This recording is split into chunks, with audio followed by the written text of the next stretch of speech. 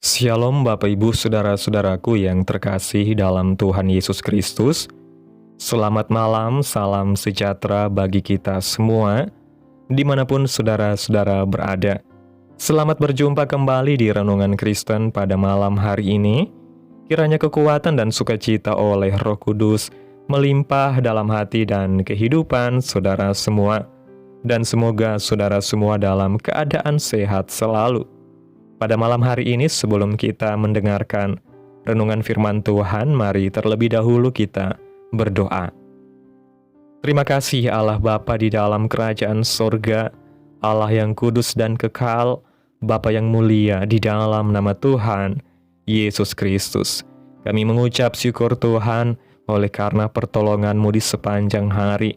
Kami boleh dimampukan Tuhan untuk melewati hari ini, melakukan tugas dan tanggung jawab kami, mengerjakan segala aktivitas kami dengan pertolongan Tuhan. Saat ini ya Bapa, kami akan mendengarkan firman-Mu. Berilah kami pengetahuan dan bimbinglah kami, agar apa yang Engkau firmankan dapat bekerja sesuai kehendak-Mu. Bukalah setiap hati dan pikiran kami untuk dapat memahami dan menerima firman-Mu dengan baik. Kiranya firman-Mu ini dapat kami lakukan dalam setiap kehidupan kami dan menjadi berkat bagi hidup kami. Berfirmanlah ya Tuhan, kami sudah siap menerima firman-Mu. Dalam nama Yesus kami berdoa. Amin. Bapak Ibu Saudaraku yang terkasih, ayat renungan kita pada malam hari ini terdapat dalam 3 ayat. Yang pertama dalam 1 Korintus pasal 13 ayat 13 yang berkata demikian. Demikianlah tinggal ketiga hal ini, yaitu iman, pengharapan, dan kasih. Dan yang paling besar di antaranya ialah kasih.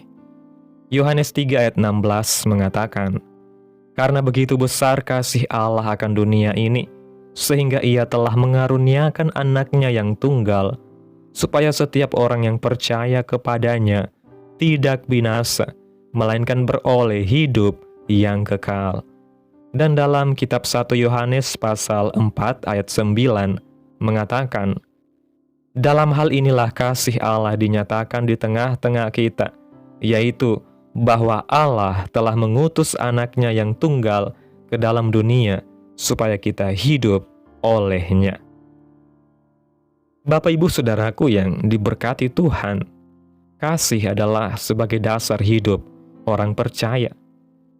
Kasih adalah inti dari kekristenan.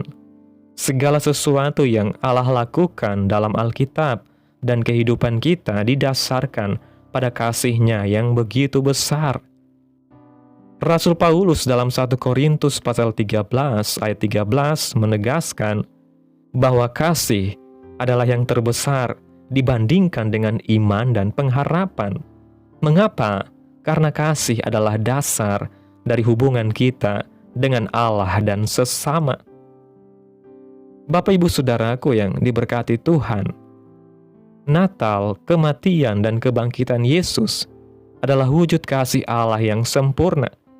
Sebagai orang percaya, kita dipanggil untuk memahami, menerima, dan hidup dalam kasih ini. Yang pertama, kasih sebagai kebutuhan pokok manusia. Kebutuhan akan kasih adalah kebutuhan mendasar manusia. Abraham Maslow, seorang psikolog terkenal, menempatkan kasih sebagai salah satu kebutuhan pokok dalam hierarki kebutuhannya. Namun kasih yang benar-benar dapat memuaskan hati manusia bukan berasal dari dunia, melainkan dari Allah. Kasih dunia sering mengecewakan karena sifatnya yang terbatas dan bersyarat. Sebaliknya, kasih Allah tidak pernah berubah dan selalu sempurna. Ketika manusia gagal memberikan kasih sejati, Allah hadir dengan kasih-Nya yang tanpa syarat, sebagaimana dinyatakan dalam Yohanes 3 ayat 16. Kasih Allah adalah pondasi terdalam yang menopang seluruh keberadaan manusia. Karena di dalam kasih Tuhan kita menemukan makna hidup yang sejati. identitas yang utuh dan nilai diri yang tidak bergantung pada penilaian dunia. Kasih Allah membuat kita menyadari bahwa kita tidak diciptakan secara kebetulan, tidak hidup tanpa tujuan, dan tidak berjalan tanpa arah, melainkan diciptakan dengan penuh perhatian, dirancang dengan maksud ilahi, dan dikasihi dengan kasih yang kekal. Dalam kasih Allah, hati kita menemukan tempat beristirahat, jiwa kita menemukan ketenangan, dan hidup kita menemukan kepastian bahwa kita diterima sepenuhnya sebagai anak-anak Tuhan. Kasih ini mengisi setiap kekosongan batin, memulihkan luka terdalam, menenangkan kegelisahan, dan meneguhkan kita untuk menjalani hidup dengan rasa aman, penuh syukur, penuh keyakinan, dan penuh sukacita, karena kita hidup di dalam pelukan kasih Bapa yang tidak pernah berubah. Yang kedua, kasih Allah yang dinubuatkan dan dinyatakan. Rasul Yohanes yang dikenal sebagai Rasul Kasih, dengan jelas menuliskan inti kasih Allah. Dalam Yohanes 3 ayat 16 kita melihat bahwa kasih Allah diwujudkan dalam pengutusan Yesus Kristus. Kasih ini adalah kasih agape, yaitu kasih yang memberi tanpa pamrih dan mengorbankan diri untuk kebaikan orang lain. Melalui 1 Yohanes pasal 4 ayat 9, kita diingatkan bahwa kasih Allah nyata dalam tindakan. Ia tidak hanya berbicara tentang kasih, tetapi menyatakannya dengan mengirimkan anaknya ke dunia untuk membawa hidup bagi kita. Kasih ini adalah teladan sempurna yang harus kita ikuti. Kasih Allah yang dinyatakan melalui Yesus Kristus adalah bukti bahwa Allah tidak tinggal diam melihat keadaan manusia, tetapi aktif terlibat dalam sejarah hidup manusia dengan penuh kepedulian dan kasih yang mendalam. Allah tidak mengasihi dari kejauhan, tetapi datang mendekat, hadir dalam rupa manusia, berjalan bersama manusia, merasakan penderitaan manusia, dan membawa terang ke dalam dunia yang gelap ini. Kasih ini menunjukkan bahwa hidup kita sangat berharga di mata Tuhan, bahwa setiap nafas kita diperhatikan, setiap langkah kita dijaga, dan setiap masa depan kita berada dalam rancangannya yang penuh kebaikan. Kasih Allah yang dinyatakan ini memberi kita keyakinan bahwa kita hidup di bawah anugerah, dilindungi oleh kasih setia Tuhan, dan dipimpin oleh tangannya yang kuat dan penuh belas kasih sepanjang perjalanan hidup kita. Yang ketiga, kasih yang mengubah kehidupan. Kasih Allah bukan sekedar tema dalam Alkitab, tetapi pengalaman nyata yang mengubahkan hidup manusia. Natal mengingatkan kita bahwa Allah rela turun ke dunia untuk menyelamatkan manusia dari dosa. Kehadiran Yesus membawa pemulihan hubungan antara manusia dan Allah. Ketika kita mengalami kasih Allah, hidup kita tidak lagi sama. Kasih Allah menuntun kita untuk mengampuni, memberi dengan tulus, dan hidup bagi kemuliaan Tuhan. Kasih ini menjadi sumber kekuatan, pengharapan, dan damai sejahtera di tengah-tengah dunia yang penuh dengan kekacauan. Kasih Allah bekerja dengan cara yang lembut namun sangat kuat, mengubah hati dari dalam, membentuk karakter kita, dan memperbaharui cara pandang kita terhadap hidup. Kasih ini mengangkat kita dari keputusasaan kepada pengharapan, dari ketakutan kepada keberanian, dari luka kepada pemulihan, dan dari keterbatasan kepada kelimpahan anugerah Allah. Ketika kasih Allah memenuhi hidup kita tidak hanya mengalami perubahan secara rohani, tetapi juga secara emosional dan mental. Karena kita belajar melihat diri kita sebagai pribadi yang dikasihi dihargai, dan dipelihara oleh Tuhan. Kasih ini membuat kita mampu hidup dengan hati yang lapang, pikiran yang damai, dan jiwa yang kuat. Karena kita tahu bahwa hidup kita berada dalam tangan Tuhan yang setia dan penuh kasih. Yang keempat, hidup dalam kasih Allah. Sebagai pengikut Kristus, kita dipanggil untuk hidup mencerminkan kasih Allah. Rasul Yohanes mengajarkan bahwa kasih adalah tanda bahwa kita mengenal Allah. Dalam 1 Yohanes pasal 4 ayat 7 dikatakan, "Saudara-saudaraku yang kekasih, marilah kita saling mengasihi, sebab kasih itu berasal dari Allah, dan setiap orang yang mengasihi lahir dari Allah dan mengenal Allah." Kasih ini bukan hanya berupa perasaan, tetapi juga tindakan nyata. Kita dipanggil untuk mengasihi sesama, sebagaimana Allah telah mengasihi kita. Kasih yang sejati tidak menuntut, tetapi memberi dan menerima dengan tulus. Kasih ini membawa dampak besar dalam kehidupan orang-orang di sekitar kita. Hidup dalam kasih Allah berarti menjadikan kasih sebagai gaya hidup, prinsip hidup, dan arah hidup kita setiap hari. Kasih Allah membentuk cara kita berbicara, bersikap, melayani, dan merespon setiap situasi kehidupan. Dengan hidup dalam kasih, kita menjadi pribadi yang membawa keteduhan, yang menghadirkan damai, yang memancarkan sukacita, dan yang menjadi sumber penguatan bagi banyak orang. Kasih Allah mengalir melalui hidup kita dalam bentuk kesabaran, kelemah lembutan, kepedulian, pengampunan, dan kebaikan yang nyata, sehingga kehadiran kita menjadi berkat, bukan beban, menjadi terang, bukan kegelapan, menjadi jawaban, bukan masalah. Dengan hidup dalam kasih Allah, kita sedang merefleksikan karakter Kristus dan menghadirkan kerajaan Allah secara nyata dalam kehidupan sehari-hari. Kisah-kisah dalam Alkitab menunjukkan bagaimana kasih Allah mengubah kehidupan manusia. Misalnya kasih Yesus kepada perempuan berdosa yang diampuni, kasih Allah kepada Abraham yang mempercayai janji Tuhan, atau kasih kepada murid-muridnya yang setia meski penuh kelemahan. Kasih ini juga berdampak pada kita. Ketika kita menerima kasih Allah, kita dimampukan untuk mengasihi sesama, bahkan mereka yang sulit untuk dikasihi. Kasih Allah memberikan harapan dan jaminan hidup kekal bagi semua orang yang percaya kepada Yesus.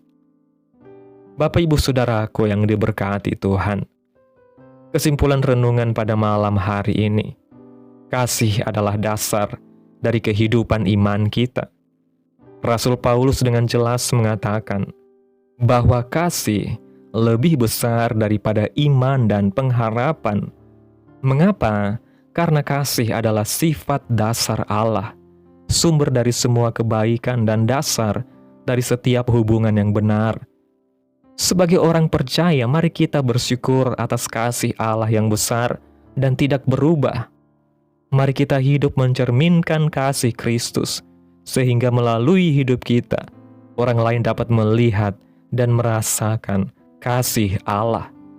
Kiranya kasih Allah menjadi kekuatan yang memampukan kita untuk menjalani kehidupan yang berkenan kepadanya dan menjadi berkat bagi sesama. Amin. Tuhan Yesus memberkati.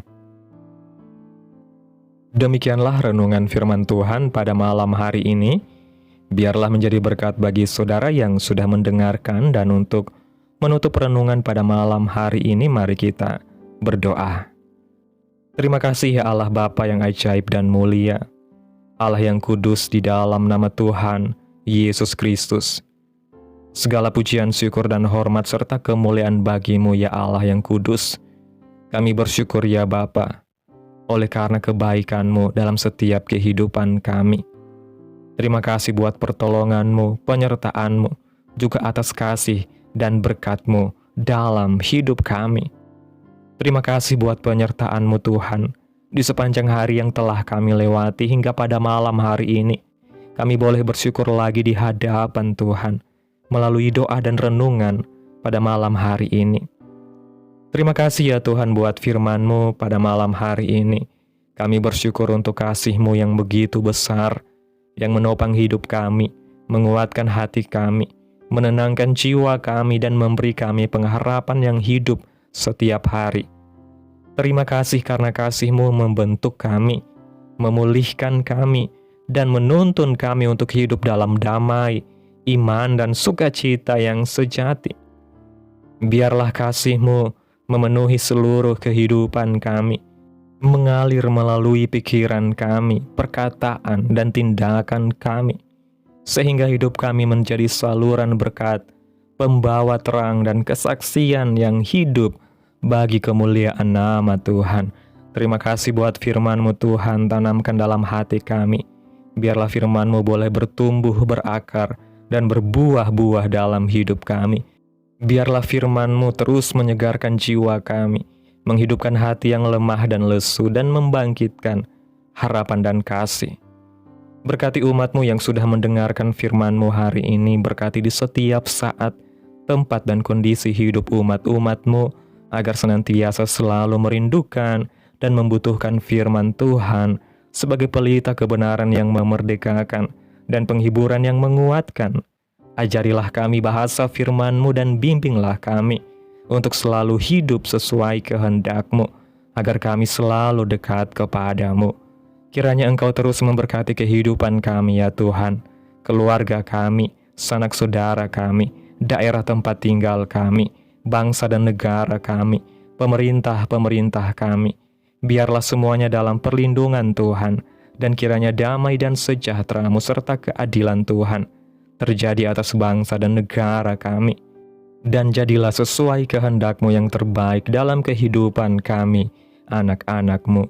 Hamba berdoa ya Tuhan buat umat-umat-Mu yang sudah mendengarkan renungan firman Tuhan pada malam hari ini, yang saat ini sedang mengalami sakit penyakit, pergumulan masalah, kebutuhan ekonomi. Kiranya Tuhan jamah kehidupan umat-umat-Mu saat ini. Sembuhkan sakit penyakit umat-umat-Mu, pulihkan keadaan umat-umat-Mu, memberkati perekonomian umat-umat-Mu ya Bapa, serta berikan jalan keluar dalam setiap pergumulan masalah yang umat-umat-Mu sedang hadapi. Dan ajarlah kami ya Tuhan untuk selalu berharap dan percaya sepenuhnya hanya kepada Tuhan Yesus. Pada malam hari ini ya Tuhan, kami akan beristirahat dalam tidur kami. Tutup bungkus kami oleh kuasa-Mu, hindarkan kami dari segala kecelakaan, mara bahaya, sakit penyakit, orang-orang jahat, kuasa-kuasa kegelapan iblis, bencana-bencana alam, hal-hal yang tidak kami inginkan. Tuhan singkirkan, Tuhan jauhkan, Tuhan hancurkan hanya di dalam nama Yesus. Kiranya Engkau sertai dan lindungi kami di sepanjang malam ini, sehingga kami boleh bangun besok pagi dengan tubuh yang sehat, kuat, serta diberkati Tuhan. Terima kasih ya Tuhan Yesus yang baik, inilah yang menjadi doa kami. Mari bersama kita berdoa. Bapa kami. Bapa kami yang di sorga, dikuduskanlah nama-Mu, datanglah kerajaan-Mu, jadilah kehendak-Mu di bumi seperti di sorga. Berikanlah kami pada hari ini makanan kami yang secukupnya, dan ampunilah kami akan kesalahan kami, seperti kami juga mengampuni orang yang bersalah kepada kami. Dan janganlah membawa kami ke dalam pencobaan, tetapi lepaskanlah kami daripada yang jahat, karena Engkaulah yang mempunyai kerajaan dan kuasa dan kemuliaan sampai selama-lamanya. Amin. Terimalah berkat Tuhan. Tuhan memberkati engkau dan melindungi engkau. Tuhan menyinari engkau dengan wajah-Nya dan memberi engkau kasih karunia. Tuhan menghadapkan wajah-Nya kepadamu dan memberi engkau damai sejahtera. Terimalah berkat Tuhan di dalam nama Tuhan Yesus Kristus. Amin. Selamat malam, selamat beristirahat. Tuhan Yesus memberkati.